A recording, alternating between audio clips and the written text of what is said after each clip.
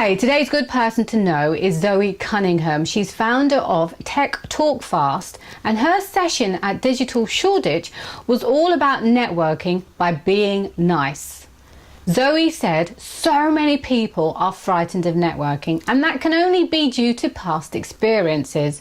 And she gave 3 examples where people do bad networking, and I urge you to watch to see if you fall in any of those categories, because if you do, you really do need to change the way you network.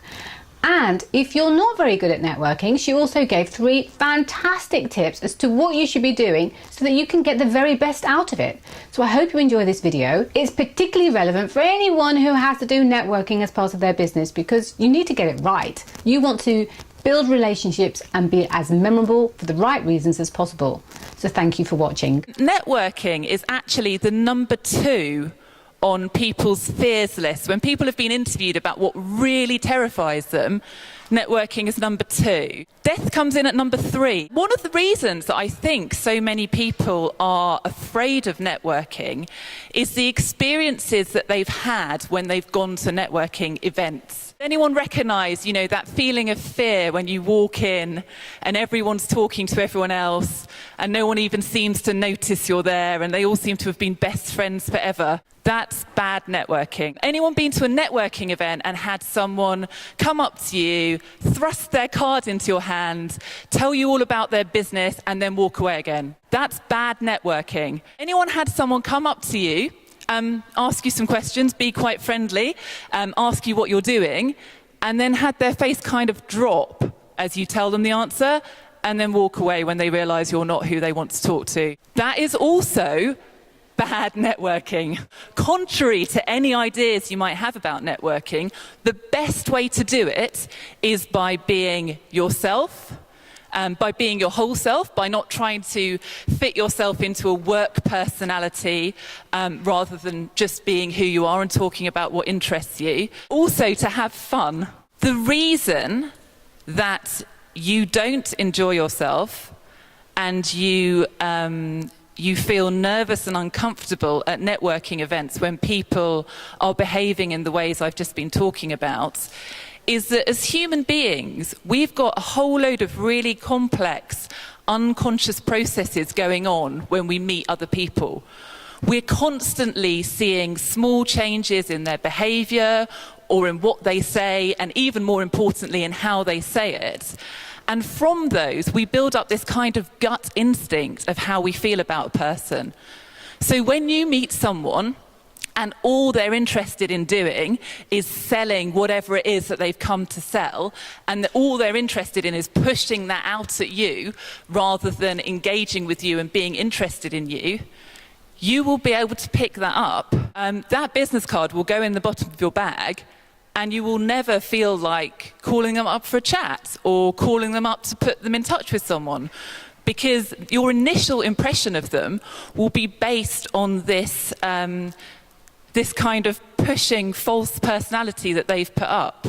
Whereas when you meet someone at a networking event and you make a genuine connection with them and you get on with them as a person, possibly even through having a conversation about something that's entirely unrelated to the event or to what your business does or to what their business does, but you really get on with them as a person, they'll be popping into your mind. A week later when someone says, oh, I really need someone who does that, you'll be like, oh, I met that really great person at an event, a week ago or a month ago or a year ago. And that's essentially the secret of how networking works. It's actually the opposite of the impression you get. It's about making real connections with real people and then staying in touch with them. And that's what builds a network. My top 3 tips for networking by being nice. Bring your whole personality with you when you go networking. People define themselves by their day job. So people will ask you, what do you do? And you'll feel that the only correct answer to give is your day job. So what do you do? Oh, I'm managing director of a software company. Or I'm an accountant. Or I'm a lawyer. You feel that that's the answer to the question that they're asking.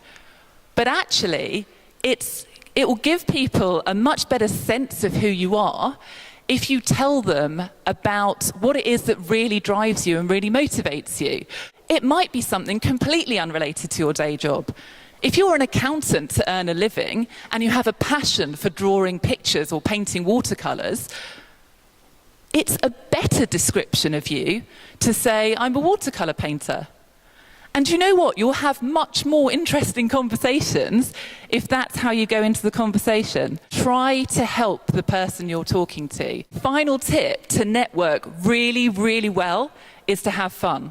If you follow this rule, I promise you'll be a great networker, you'll meet loads of people, you will get on really well with those people, and those people will remember you and want to help you going forward. Again, back to our underlying psychology and how we relate to people. I'm sure you'll all remember when you've been in a room and you've met someone who was so friendly, so welcoming, having a great time, happy to chat about what they do, but also really interested in you and what you do. And those are the kind of people that we're drawn to, and that at the end of the day, we want to hang out with because that's how you have fun. If you can find a way to go and really enjoy yourself, you'll make better connections, you'll become a better networker, you won't be scared of it. I really liked Zoe's talk. I thought the advice she gave about networking, identifying people who do bad networking and how we can make the most of a networking event was brilliant, and I hope you enjoy it. Please subscribe to see more, and thank you for watching.